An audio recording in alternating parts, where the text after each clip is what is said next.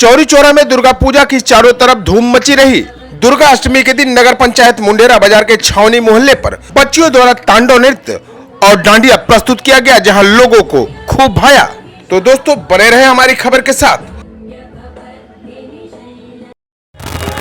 नमस्कार दोस्तों, हम चौरी चौरा के ऐतिहासिक स्थल छठिहट्टा बाजार यानी मुंडेरा बाजार में है और ये मुंडेरा बाजार की मां दुर्गा की प्रतिमा आकर्षक रूप से बनाई गई है।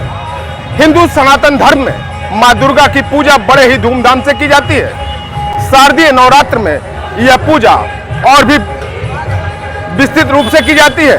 मां दुर्गा की प्रतिमा बैठाई जाती है और भक्त मां दुर्गा की आराधना करते हैं। माता दुर्गा को कई रूपों में जाना जाता है। माता शेरों वाली, लटाओं वाली, पहाड़ों वाली, अनादि नामों से माता की पूजा आज भी इस संसार में होता है। तो आइए चलते हैं दुर्गा पूजा के इस धूम में माता की दर्शन कराते हैं। नगर पंचायत मुंडेरा बाजार के दानी भवानी पोखरे पर हम हैं और ये श्रद्धा ग्रुप मैं आपको दिखाना चाहूंगा। ये श्रद्धा ग्रुप द्वारा बनाया गया पंडाल है और ये मूर्ति वास्तव में बाहुबली के तर्ज पे बनाई गई है। आइए हम आपको लेके चलते हैं पंडाल के अंदर और दिखाते हैं माता दुर्गा के प्रतिमा के साथ साथ अन्य कलाकारों के द्वारा बनाई गई मूर्तियों को। मैं बताना चाहूंगा आपको कि मातृ शक्ति दुर्गा वाहिनी के तहत पिछले जब से नवरात्र चला है, नवमी का दिन चला है, तब से इस मातृ शक्ति के द्वारा प्रतिदिन माता की आराधना की जाती है। जो राक्षस दिखाई दे रहा है, मैं चाहूंगा आप क्लोज करें। ये राक्षस जो है यही वो कटप्पा है।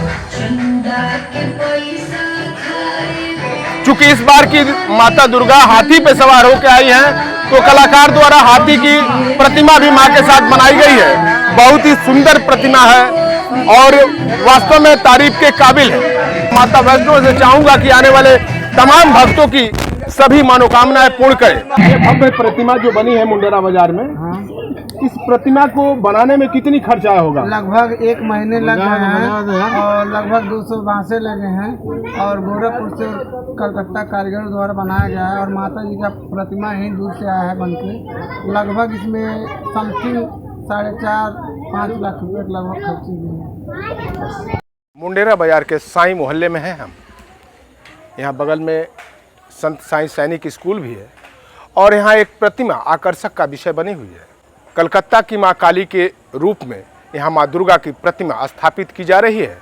वास्तव में ऐसा प्रतीत होगा कि आप कलकत्ता के मां काली का दर्शन कर रहे हैं। अब इस प्रतिमा को लेकर के कुछ तैयारियां चल रही हैं, यानी नवमी के दिन ये आम दर्शकों के लिए ये माता के पट खोले जाएंगे और कल से आप मां काली के दर्शन कर सकते हैं। तो लीजिए हम आ गए हैं नगर पंचायत मुंडेरा बाजार के छावनी मोहल्ले पे। यहाँ भी माँ दुर्गा की प्रतिमा हर साल रखी जाती है। आइए इस समय बच्चे डांडिया कर रहे हैं, आइए हम आपको दिखाते हैं। हिंदू सनातन धर्म में माता दुर्गा अथवा माता पार्वती के 9 रूपों को एक साथ कहा जाता है। माँ नव दुर्गा को पाप की विनाशिनी कहा जाता है।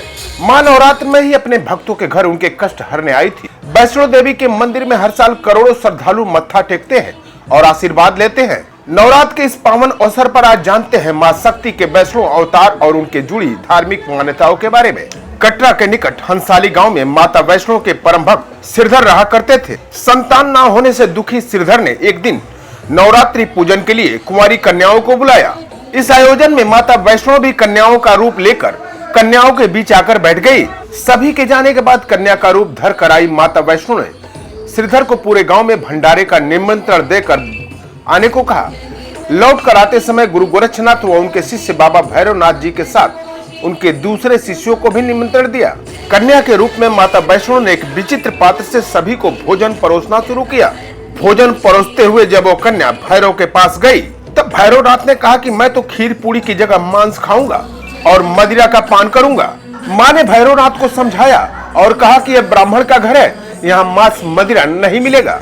माता वैष्णो उसके कपट को समझ गई थी। माँ त्रिकुटा पर्वत की ओर चली गई और भैरव उनका पीछा करने लगा।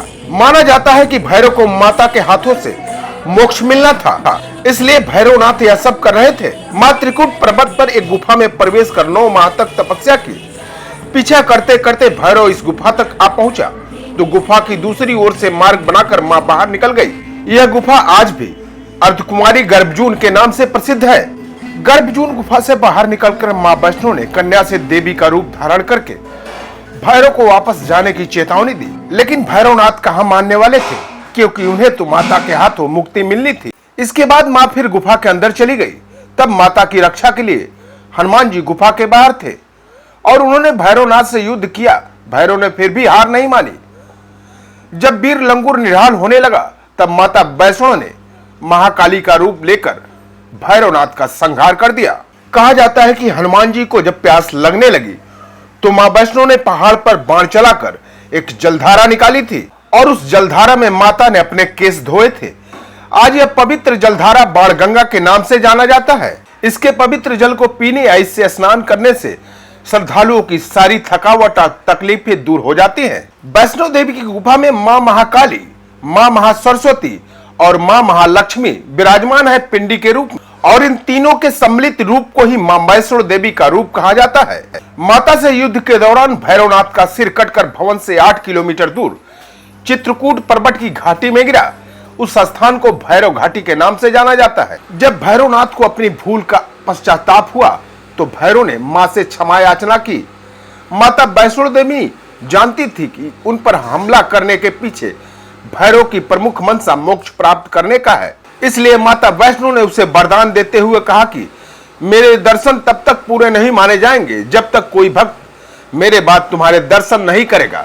उसी मान्यता के अनुसार आज भी भक्त माता वैष्णो देवी के दर्शन करने के बाद करीब 3.25 किलोमीटर की खड़ी चढ़ाई चढ़ के भैरवनाथ के दर्शन करने जाते हैं। यह खबर माता वैष्णो के श्री चरणों में मेरे द्वारा एक छोटा सा प्रयास है।